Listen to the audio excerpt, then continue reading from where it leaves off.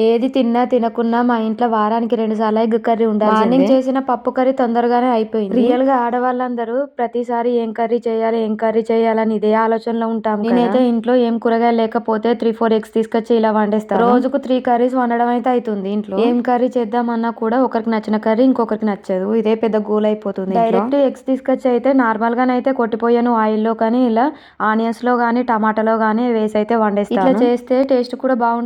అందరికి కూడా సరిపోతుంది ఇంట్లో. మీరేమనుకున్నా మంచిదే గానీ నా ఆలోచనలన్నీ ఇలానే ఉంటాయి. ఎగ్ కర్రీ సరిపోతుందా అంటే ఇది ఒక 2 పూటలకు కూడా రాదు. మళ్ళీ ఈవినింగ్ మళ్ళీ వేరే కర్రీ వండాల్సిందే. అలా ఉంటది మరి కర్రీస్‌తోని. ఏదైనా కర్రీ వండినా కూడా బాక్స్‌లోకి అయితే కొంచెం ఎక్కువనే ఉండాలి కదా అని బాక్స్‌లోకి అయితే ఎక్కువ తక్కువ పెట్టేస్తాం కదా! ఇంకా అందులో కర్రీ అయితే మొత్తం అక్కడికే అయిపోతుంది. ఇంకా అందులో మా ఇంట్లో ఉండేది 4 మెంబర్స్ కాబట్టి రోజు 2, 3 కర్రీస్ అయితే చేయాల్సి వస్తుంది. ఇంకా అందులోనూ టిఫిన్ నడుస్తూనే ఉంటాయి. ఇంకా వీటికి ఎప్పుడైనా మనం ఎగ్స్ కర్రీ చేసేటప్పుడు ఇలా ఆనియన్స్‌లో వేసిన టమాటాలో వేసి వండినా మనం స్పూన్‌తోని కలపడం వల్ల ఎగ్స్ అన్ని చెల్లాచెదురు అయిపోతుంది. చూడండి, ఇలా చూడడానికి బాగుంటుంది, తినడానికి కూడా బాగుంటుంది. ఇలా ఎగ్స్ వేసిన వెంటనే నేను చూపించిన విధంగా మూత పెట్టేసుకొని ఒక 10 మినిట్స్ తర్వాత స్పూన్‌తోని తీసేస్తే ఇట్లా మొత్తం ఎగ్స్ అనేది సెపరేట్ అయిపోతాయి. ఎప్పుడు ఎగ్ కర్రీ చేసినా ఈ విధంగానే చేసేస్తాను. అందులో కూడా మళ్ళీ ఆయిల్ కూడా కొంచెం ఎక్కువనే యాడ్ చేస్తాను. ఆయిల్ ఎక్కువ ఉంటేనే టేస్ట్ కూడా బాగుంటుంది. ఇంకా ఇట్లా చేసి వండితే మాత్రం మా ఇంట్లో పిల్లలు గానీ, మా హస్బెండ్ గానీ ఇంకా 4 బుక్కలు ఎక్కువనే తింటారు రైస్. ఇలా కర్రీ మొత్తం ఉడికిపోయిన తర్వాత లైట్‌గా మసాలా టచ్ అప్ ఇచ్చుకొని దించేసుకుంటే సరిపోతుంది. ఇంకొక పట్టు పట్టాల్సిందే.